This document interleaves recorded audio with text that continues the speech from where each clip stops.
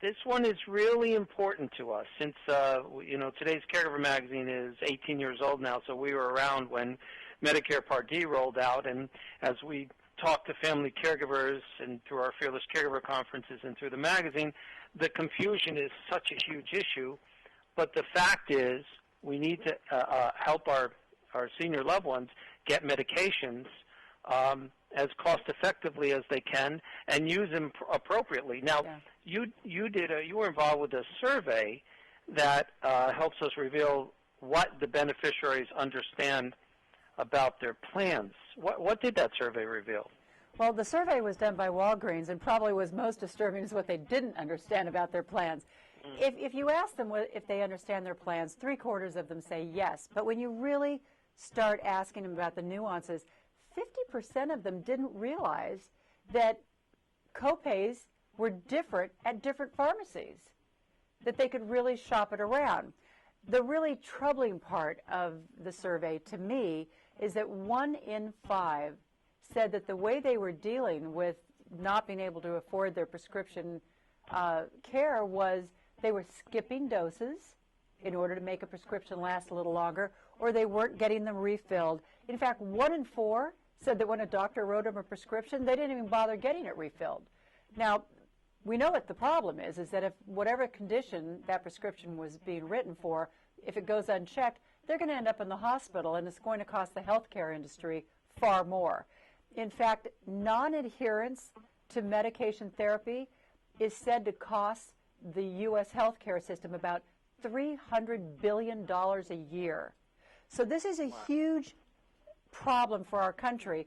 But today I want to talk about individuals, because a lot of the seniors and their caregivers don't even know the question to ask. Medicare Part D plans have changed a little bit over the last few years in that many of them are now associated with pharmaceutical chains. And so now we need to ask the question, is there a preferred pharmacy network within my prescription plan? Because if there is, I could probably get far lower copays if I was purchasing my prescriptions within that preferred plan.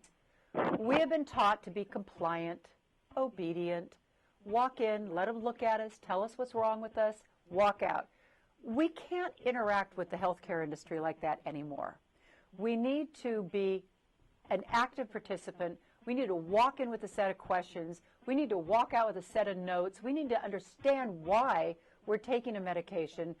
We need to know more than just what our numbers are. You need to know, what is your cholesterol and what does your high blood pressure number mean? What do you need to do? What lifestyle changes and what prescriptions might you go on to bring you back into a normal range? And when you walk into a pharmacy, you ask questions about the copay, so that you can make sure that you're getting the lowest copay. What do we need to know about our Medicare Part D plans to actually be a fearless caregiver to make these informed decisions? Well, it's amazing that I've actually talked to people today that didn't even know there was a Part D. The Part A is what everybody signs up for. You know, it covers hospital and doctor's visits and things. But it doesn't mean anything when you walk into a drugstore. You need to be signed up for that Part D prescription plan. And there are a lot of different plans you can choose from. And that, of course, has to happen in the enrollment period, that October 15th to December 7th.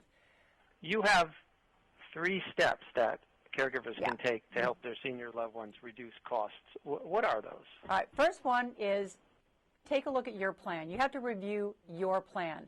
And you know what that plan is, whatever you're writing that check to every month to make sure you're in your prescription coverage. The second thing is to go into a pharmacy, ask the question.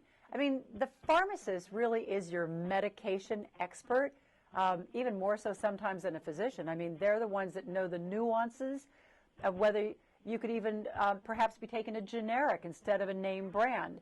A lot of seniors are saving a lot of money simply by taking a generic.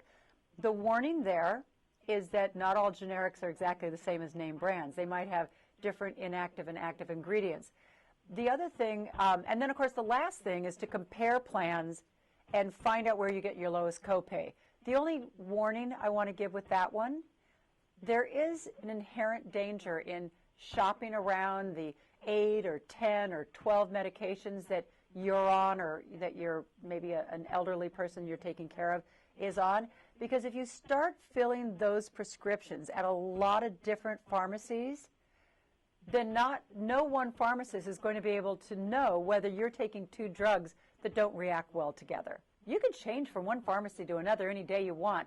It's only signing up for the prescription care through Part D that can only be done in the enrollment period. But you can go in and ask a pharmacist any day you want, and half the time if you tell them that you can get a better price somewhere else, quite often they'll match it. You have to be an active participant, and you can find out a lot more information if you go to walgreens.com/Medicare.